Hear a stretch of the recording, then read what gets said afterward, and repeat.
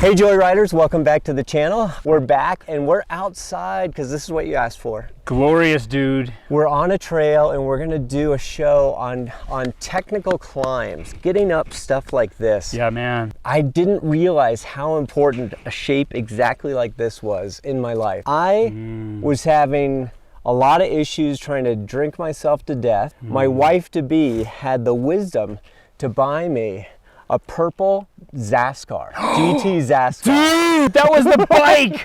You and Hans Ray, right? It was so cool. Oh, man. Living in Miami, Florida, there's no mountains. I took the bike out and I found this shape. There was like a curb like this and then a little grassy knoll and then a flat spot. And I pedaled at this thing and I went up it. From that second, I was hooked on mountain biking. It was just the feeling of getting up a thing on a bike that I didn't think I could get up. Right? Is it fair to say that whenever we do a thing that we didn't think we could do, it's incredible? It's incredible and addictive. It's addictive. And saved my life maybe, because I had a new thing to pour myself into. Yeah. So we're always thinking about you guys and what's the reason why we do what we do. Right. If you're getting into technical climbs, here's a reason. It might save your life.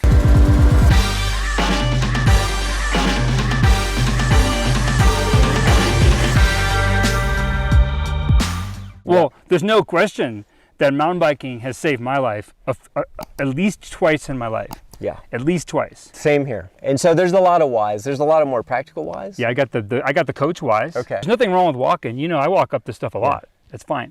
But it's really satisfying and fun to get it, you know? And like this. You are on a mountain bike though. Yeah. Like you're not out for a hike.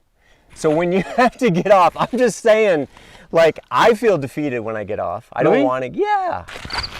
That's hiking. They're hiking right now. I've worked with a lot of people and everybody's off balance, everybody's doing it wrong, and they make it, but they're putting a lot more effort than they need to. Yeah. Most people who are fit, like endurance-y people, will come to something like this and they'll spike, let's say 400 watts over this thing. Yeah. That's inefficient. I can do the same thing at 100 watts. Setting your bike up well makes everything easier. The most important thing you can do is get your bike's rad to match your body's rad. And we did a video on that and you can check it out. That allows you to make max torque out of your core and not have to rely on your arms. Number two is handlebar width. And we did a video on handlebar width. The narrower you bring your hands in, the more pull power you have. For a downhill, my hands are here. But when we climb these shapes, I actually bring my hands in. Suspension, a lot of us have settings, like this DVO shock has very firm, medium, and open. For me, if I'm riding kind of like round shapes like this, then I'll run my shock usually right in the middle. If it's more choppy, like lots of little things that you can't individually address, then I'll run it open. And that just makes the bike more efficient. And I leave the fork open all the time. I never mess with that. Run a fresh tire that has good bite. If you want to optimize your technical climbing, a little lower air pressure will serve you well, especially if it's loose like this. And then the other thing is pedals. I go back and forth between flats and clips. I personally love to ride clips on trail. Alex rides flats all the time, and that's groovy. The advantage of a clip is you can generate more torque, but the downside is it might be harder to dismount safely. This is how I used to ride this. Oh, damn. Did everybody see? No, I'm good. Cyclocross! Nothing to see here. There's no way you get better at climbing by not making it up a thing and continuing forward. It just doesn't happen. That's not the way progress happens. Okay, sir. Okay. Please, it will transform your riding if you give everything 3 chances. You're right. And I will admit that for years there, I just stopped climbing this trail. With my physiology, if I want to go fast to the top, I pedal medium on the easy parts and I walk the hard parts, and that's faster.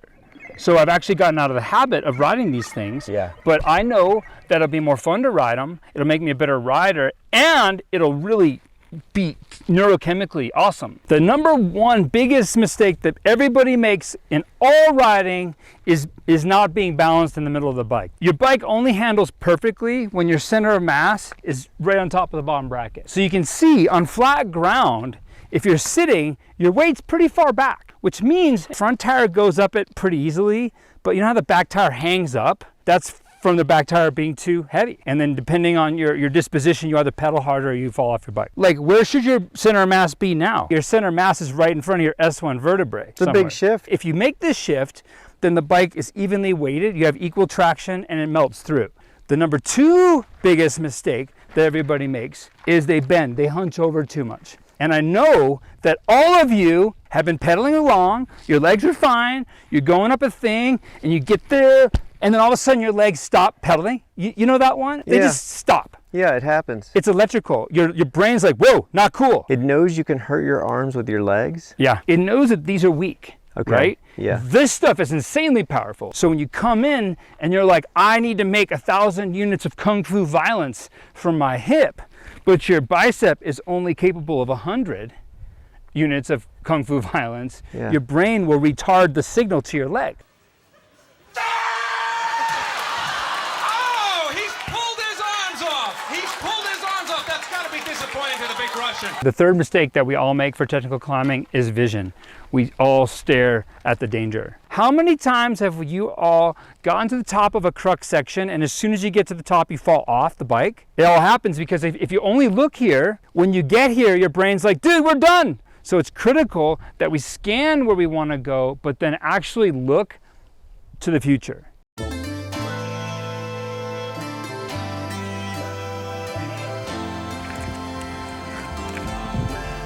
That time Lee did everything wrong, but he just powered through it. So that was a lot of wattage. It was a 500 watt moment. Yeah. And this is going to be a 100 watt version of the same climb. I'm looking way over there, and this is going to happen subconsciously. Yep. What are you going to do with those extra watts that you've got? If you live in a place with one of these, you can throw watts at it. Not a big deal, but there's 1,000 more right there. Yeah. So you can't be wasting energy, man. The skill is a row, like we've been doing. You're gonna soft pedal. When you get to the bottom of it, you'll be around 12 o'clock if you can, right? You're gonna brace your core and shoulders, but everything else stays very soft. And then all at the same time, you're gonna go from the saddle into a very upright kind of deadlift finish move. Boom, that's a row. And as you come over the top and level back out, then it's a slight anti-row and you're on your way.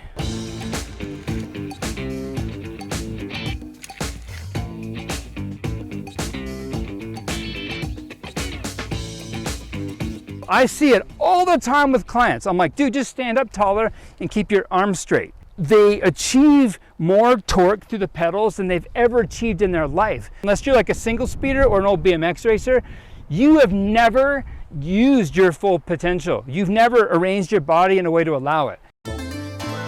It's a 14-inch ledge nugget. 14-inch ledge nugget. And at 14 inches, it means you actually could, if your back end's light, you can roll over it. You could like get it, but ideally we don't touch the front. It's not what we want. When you get here, you do a row, and then you anti-row. Now you're back in the saddle. Check it out. It's the same maneuver, but somebody omitted the ramp, didn't they? You cannot make your tire do this. It doesn't do that. Doesn't make your tires only make arcs. If I climb something like this, it's at walking pace, which is like 3 miles an hour. See how tall this is? Start your row at least that much before. And if you start earlier, that's better. But like one of the main mistakes we all make is we start too late and the tires hit on the way up.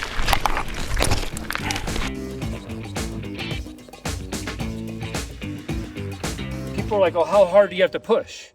Basically, do this. Feel your feet. How hard do you have to push into your feet to accomplish this?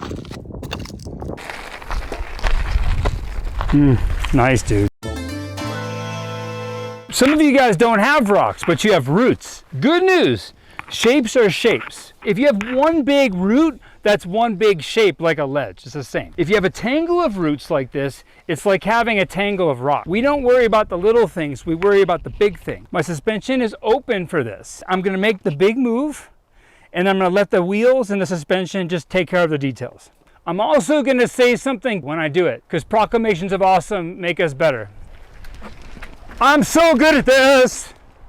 One place a lot of us go wrong on sections like this is we enter them too fast. If you go too fast and you hit the first root or the rock, whatever it is, if you hit, you're now behind the wave and you're kind of in a slow motion crashing mode.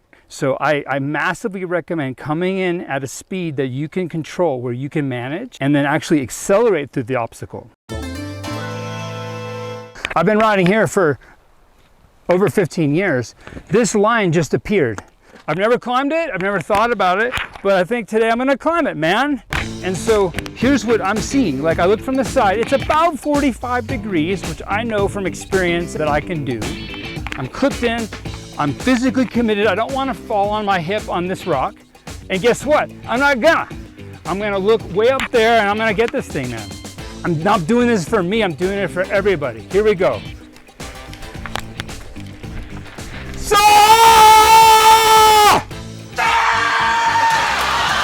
Yes! That was sick. Chi, I left chi all over this thing. That was proper. Dude, from here, terrifying. I would never go up that.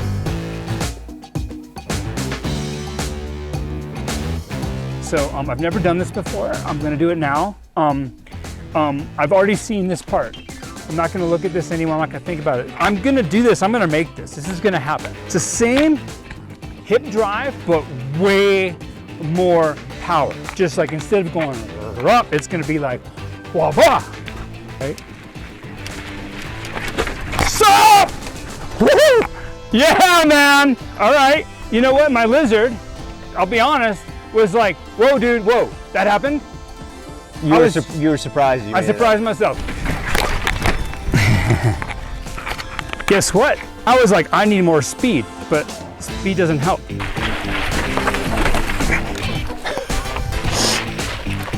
This approach is tough, man. Very gnarly.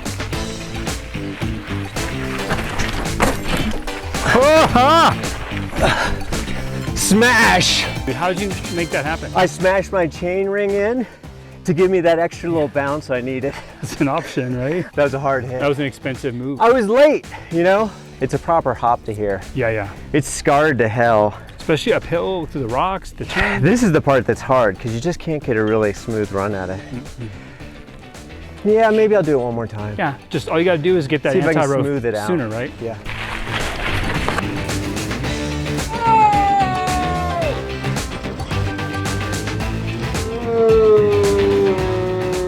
That was sick. And dude, I gotta say, I've had 3 fails, we'll call them learning experiences. I haven't made it yet. Yeah. And of course I wanna make it, but You'll dude, make it.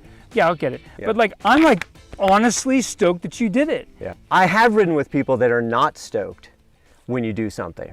Yeah, they're out there. Those people are not worth riding with. If they're in your crew, Yeah, they're not. just slowly ease them out. You deserve to have people that feel good when you hit stuff. Truly. It's so good. And it will take your riding to another level. And I'm not giving anything away. I'm gaining way more. You ride better, the vibe gets higher. Anytime the vibrations are higher, the riding improves. You only steal from yourself when you feel bummed. I wasn't bummed about you, I was bummed about me choosing not to do it. Right. But it brought my vibrations down and made this harder. I hit it kind of cruddy. Yeah, you were And kind then- of in that space still, And right? I had to get into that better space, and then I like skipped the whole thing. was Like the so- difference between the One versus the last one? Yeah. Completely different sport. And maybe your chain rings will last longer now. Any chain ring sponsors out there? Yeah, race face. This guy I'm really your guy. he needs one today. That's pretty funny, man. That's rad. Yeah. Yeah, heck yeah. This is the one. The skills are there, dude. The power's there. This is mental. This is I don't believe it. I'm being honest. Yeah. For whatever reason, I looked at that scarier thing over there I thought it was scarier. and I was just like, I'm gonna freaking do this, and I got crazy and I did it. So like something about this for me right now is a little bit much. So my options are I can continue to session this, and for me it's all gonna be a mental shift, or I can table this and like work on something a little bit easier. I'm gonna say that I think it's a few loose rocks. I'm gonna remove these, and now I think you got it. Oh, you're right. And Yeah. this one too, buddy. Yeah. Oh my God, that was totally it. Yeah. Oh my God, dude, this is so easy now. You're good to go. Look at that. Oh yeah. They were just getting in the way. Yeah. God, thanks, Alex. Yeah, you're right. For real. Whoa! Oh! So close. You got to do it again. Stop! Yeah, Yeah, man! Yeah! Ah! Ah! Ah! Stoked! I don't care. That was a mental trick, actually. Oh yeah, I know. Right? Yeah, I mean, obviously, you know, and like you fell for it because you wanted to fall choose for to it. fall. You choose to fall Yeah, for like it. Yeah. I knew that was a sugar pill. Yeah. But guess what, dude? The guy who's talking to you now and the guy who runs my body are two different guys. The other guy doesn't know the nuance of his sense of humor. So I'm like, I know this is, but I'm gonna freaking believe it. And well, results. It worked. All of us probably have physical abilities pretty beyond what we mentally believe we can do. Yes. And then we have to close that gap. And you were working on that one thing, and you were getting closer and closer. And even though you could do it, and a part of you knew you could do it, the part that needed to know you could do it didn't. Nope.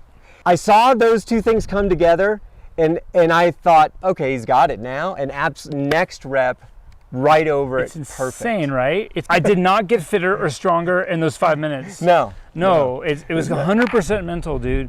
My mountain biking didn't change for probably 20 years. I mountain biked at the same level. No way, really? I think so, and it didn't really change until I changed the way that I would ride, and that included coming to places like this and sessioning things. If you're looking to get better, know that you got to put in 3 tries on everything. That's a lot of tries. Yeah, that's up. Yeah. And what you need to do, though, is you need to make a pact, right? So not only do you need good folks to ride with who are supporting you, but then before the ride say, hey, let's try something a little different today. Yeah, and have that like community goal. Yeah. So if you like this video, hit the like button. If you'd like to see more, hit the subscribe button. And you have to ding the bell for the algorithm to actually drop the video in your feed next time. Ah, come on through. Get some footage of this. We're on the shredder line. He's gonna jump it. You gonna jump it?